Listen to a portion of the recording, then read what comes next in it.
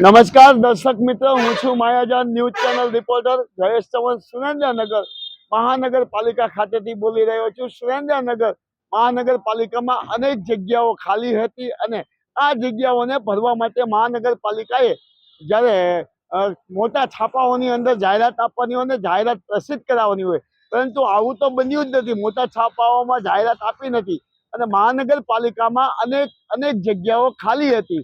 આ જગ્યા ભરવા માટે જ્યારે માત્ર ફોન માધ્યમ થકી અથવા કોમ્પ્યુટરમાં પ્રિન્ટ કાઢી અનેક જગ્યાઓ જે ભરવામાં આવી હતી, આ જગ્યાઓ સદંતરે ગેરકાયદેસર રીતે ભરવામાં આવી હતી।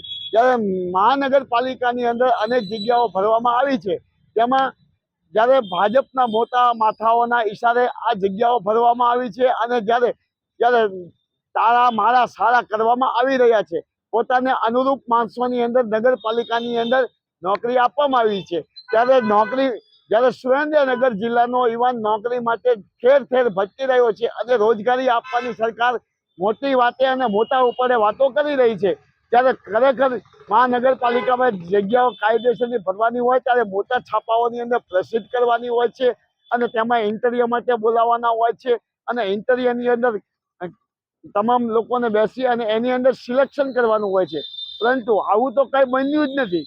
જ્યારે મહાનગરપાલિકાના કમિશનરે પોતાને અનુરૂપ લાગતા વળગતા ભાજપના મોટા માથાના કહેવાથી ભલામણ નથી આવા અનેક લોકોની જગ્યાઓ ભરી છે અને જ્યારે જે લોકોને નોકરી જોઈ છે, જે લોકો મહેનતુ છે અને કામ કરવું છે, એવા લોકોને નોકરી મહાનગરપાલિકામાં મળી નથી। અને ખરેખર જેને ડિગ્રી હોવી જોઈએ, જે ડિગ્રી કર્યો હોય એ માણસ લેવો જોઈએ, એની લાયકાત હોવી જોઈએ, વિશેષ લાયકાત હોવી જોઈએ। ત્યારે નગરપાલિકાની અંદર જ્યારે ભાજપના ઈશારે મહાનગરપાલિકામાં ભરતી કૌભાંડ ચાલ્યું છે અને સગાવત ચાલી રહ્યું છે। માયાજાન ન્યૂઝ ચેનલ જયેશ ચૌહાણ।